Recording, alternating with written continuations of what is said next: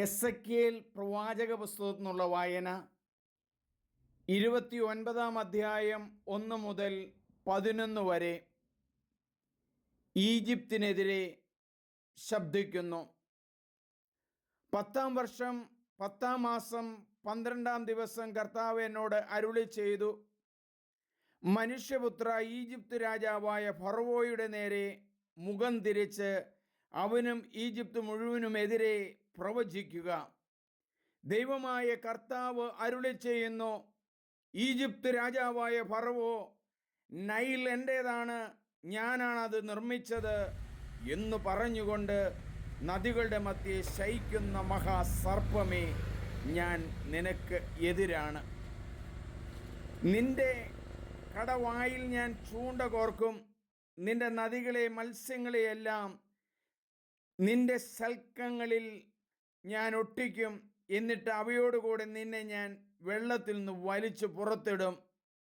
നിന്നെയും നിന്റെ നദികളിലെ മത്സ്യങ്ങളെയും ഞാൻ മരുഭൂമിയിലേക്ക് വലിച്ചെറിയും. അവിടെ തുറസായ സ്ഥലത്ത് നീ ചെന്ന് വീഴും. ആരും നിന്നെ ഒന്നിച്ചു കൂട്ടുകയോ മറവ് ചെയ്യുകയോ ഇല്ല. ഭൂമിയിലെ മൃഗങ്ങൾക്കും ആകാശത്തിലെ പറവുകൾക്കും നിന്നെ ഞാൻ ഇരയാക്കും.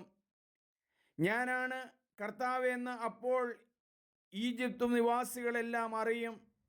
എന്തെന്നാൽ ഇസ്രായേൽ ഭവനത്തിന് നീ ഒരു ഞാങ്ങണ വടിയായിരുന്നു. അവർ പിടിച്ചപ്പോൾ നീ ഒടിഞ്ഞു. അവരുടെ തോൾ കീറി. അവർ നിന്റെ മേൽ ചാരിയപ്പോൾ നീ ഒടിഞ്ഞു. അവരുടെ നടുവ് ഇളകിപ്പോയി. ആകയാൽ ദൈവമായ കർത്താവ് അരുളി ചെയ്യുന്നു, ഞാൻ നിന്റെ മേൽ വാൾ അയക്കും.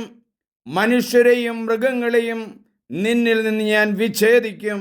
ഈജിപ്ത് വിജനവും ശൂന്യവുമാകും. ഞാനാണ് കർത്താവ് എന്ന് അപ്പോൾ അവർ അറിയും.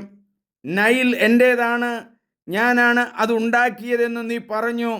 അതിനാൽ ഞാൻ നിനക്കും നിന്റെ നദികൾക്കും എതിരാണ്. മിഗ്ദോൾ മുതൽ സെവേനോ ഗോപുരം വരെ എത്യോപ്യയുടെ അതിർത്തിയോളം ഈജിപ്തിനെ ഞാൻ ശൂന്യവും വിജനവുമാക്കും. മനുഷ്യനോ മൃഗങ്ങളോ അതിലൂടെ സഞ്ചരിക്കുകയില്ല. 40 വർഷത്തേക്ക് അതിൽ ആരും വസിക്കുകയില്ല.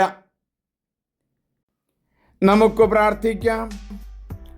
ഉണ്ടാകട്ടെ എന്ന് അരുളി ചെയ്തുകൊണ്ട് ലോകത്തെ മുഴുവനും വചനത്താൽ സൃഷ്ടിച്ച ദൈവമേ, അങ്ങയുടെ നദികളും ഭൂമികളും എല്ലാം അങ്ങയുടേതാണ്. അത് സ്വന്തമാണെന്ന് ഫറവോ രാജാവ് പറയുകയാണല്ലോ. ഈ അവസരത്തിൽ അഹങ്കാരത്തിൻ്റെ തിടമ്പുകൾ കൊട്ടുകയാണല്ലോ ആ രാജാവ് ചെയ്തത്. അവരെല്ലാം നശിപ്പിക്കുമെന്നുള്ള സന്ദേശം നൽകുന്നു. ദൈവമേ, അഹങ്കാരമില്ലാതെ സമാധാനത്തിലും ശാന്തിയിലും ഞങ്ങളെ വളർത്തണമേ. സ്നേഹത്തിൻ്റെ തൂമഞ്ഞ് ഞങ്ങളുടെ ഹൃദയങ്ങളിലേക്ക് വീശണമേ. വചനം വായിക്കാനും പഠിക്കാനും ഞങ്ങളെ ശക്തിപ്പെടുത്തണമേ. വചനത്തിൻ്റെ ആന്തരിക അർത്ഥങ്ങൾ ഞങ്ങൾക്ക് പരിശുദ്ധാത്മാവിലൂടെ മനസ്സിലാക്കി തരണമേ. ആമേൻ. സ്നേഹമുള്ളവരെ, എൻ്റെ പേര് സണ്ണി പുൽപ്പറമ്പിൽ. നിങ്ങളെല്ലാവരും ഇത് സബ്സ്ക്രൈബ് ചെയ്യണം, ഷെയർ ചെയ്യണം. വചനം വളർത്താം. സ്നേഹത്തിൻ്റെ പുതുമലരുകൾ നമുക്ക് വിരിക്കാം.